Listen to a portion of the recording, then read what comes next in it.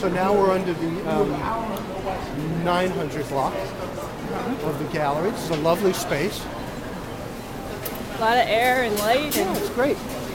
Now, people will say, yeah, but this is why Market Street has failed, and to a certain extent there's truth to that. All this life down here would be as contrast to the life that doesn't exist at all on the street level, or exists very little on the street level, is a problem. Even this main entrance here from 9th Street, you're going down into something, and these buildings have generally failed to put much more life back on the street. That's something that we have to work on with Preet and with our master plan team. We're intensely interested in getting more life out there. Well, do you find that in the areas that are lively down here, there's not as much life up there, and then in the areas that are more dead, there's more street life?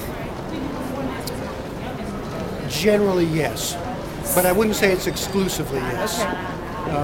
There are a lot of other factors at work that sort of complicate the situation. Like, for instance, we're looking across the way there at the 8th and Market site, which is empty. So why would anybody want to be up there? There's nothing happening. It's sat. That was the old Disney Quest site, and it's sat empty now for decades. That's a problem. In its early iteration, that was Gimbel's. There was all kinds of street, foot traffic. So changes in the retail dynamics of cities have influenced this thing. A lot of things have influenced besides just this facility. But certainly internalizing all this life and not sharing any of it with the street is a problem that we need to reckon with. There has to be a better balance. And so when there is a presence on the street, as well as down here, when you know that there's something down here, that helps to even out that balance? It does, and I think it, a question that comes up is, are we a big enough, more robust enough city to support this kind of multi-level life? And I think the answer isn't startlingly yes. This isn't New York. But the answer is close enough to yes that we ought to be able to make this work. Just keep going. So the gallery ends right up here. This used to be the basement entrance to Strawbridge, just up ahead. Okay. All right. Run away. All right, Now what we're doing is we're coming out from under the gallery, and we're getting really back into the transit concourses.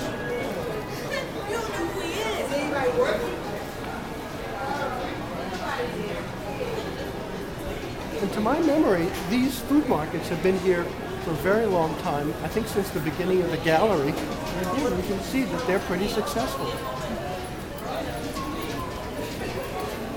And you knew about these connections before you took your current job. Oh, sure. I've been using these things for years, off and on. When I used to work at 2nd and Market, if I came in on the train, I would walk through where we just walked. I'd walk right through here. And particularly if the weather wasn't very nice, you could come up at 7th and Market, and half the walk then was inside and warm, or inside and cool if it was the summer. And then you'd be outside. So now this was the basement of Strawbridge right here on the other side. This of this blank wall. door? Well, you'll see that's probably a fire exit or some kind of service exit, but up here is where you could get into Strawbridge and Clothier in the basement level. Oh, and so this window used to be That was a Strawbridge window. That's right. And basically, what you're looking at here, this is the 8th Street subway station right here. And so right up ahead here, this was the main entrance to the lower level of Strawbridge. And when a lot of the buildings that have closed their entryway from this passage, when they were open, did they sort of reflect what was up above? Too bad. I just got a peek. It's all empty in there. The Foxwoods, what you've been reading in the papers, that Foxwoods Casino is proposing to be in there. I'm not sure on how many levels, but somewhere in there.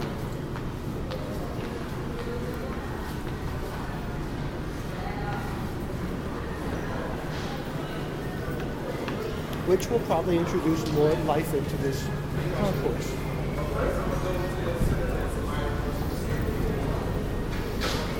And this is ground level. This is Or this is this is subterranean. yeah, this is basement. But they would also have a presence Yeah. on the street. Yeah, I imagine so. This part, I believe, I've never been through here, but this part probably goes into a lower lobby. This is an example of a lower lobby connection. So people who work in the Strawbridge buildings, state and federal offices upstairs, can get in through there. You saw that with a pass key system on that little reader over there. And so this is an example of a lower level connection that used to exist a lot more, with a lot more buildings, but here it is using the federal and state side.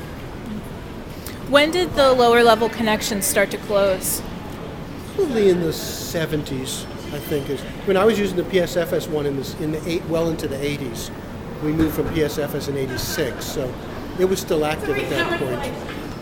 But I think somewhere in the 60s, 70s, some of them started to close. We didn't see the same foot traffic. More people were living in the suburbs. More people were commuting on regional rail, and therefore those underground connections worked.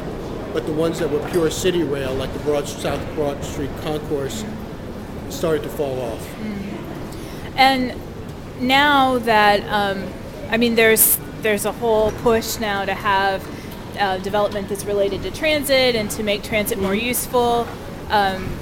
And to move away from the car culture, Right. and that's what might make some of the connections useful again. As more people use transit, there's going to be more people down here, Penn Center, at 30th Street, and along all the rail lines that are going to be so-called down here.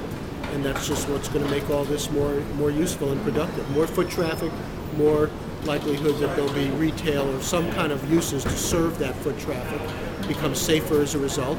And then our job is to take advantage of it, but also make sure that it all connects to grade nicely and gets people outside.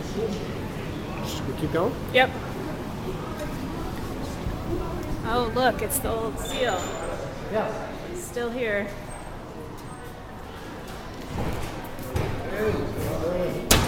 How you doing? Just kind of strolling through? Okay, see, there you go. An architect having lunch. Forgive me? This is an interesting node in here because what you're looking at is a lot of things coming together in one place. You've got the 8th Street subway station on the Market Frankfurt line. On the other side, you have, here it says, you have the connections to the PATGO system at 8th and Market. And you also have the Broad Ridge Spur, which is a piece of the Broad Street subway that peels off, comes through Chinatown, and terminates right here. So if we go here,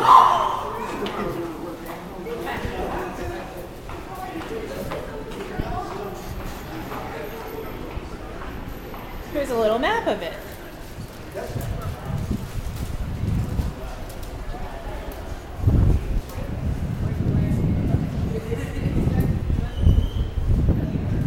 and interestingly, these skylights are right on the street level on 8th Street. So you can walk by them. This is the old Litz building right above us. So they're pushing some light down here. Here's the entrance to the PATGO line. And then if you come over I think PATGO is 2 levels down. And then 1 level down, you can see it right there is the Broad Ridge Spur.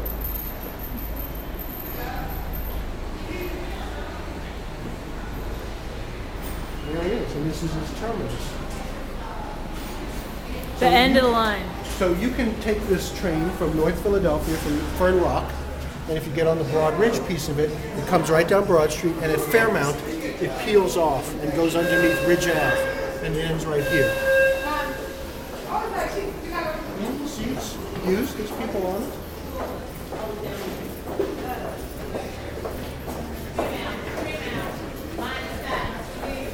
So if you lived in North Philadelphia and let's say you worked in the Independence area, this would be a good way to get there. Instead of having to come down Broad, change trains at City Hall, and then come on the Market Frankfurt, which is the alternative. This is a 1-seat deal, that's a 2-seat deal. It's interesting how some of the concourses sort of match the buildings.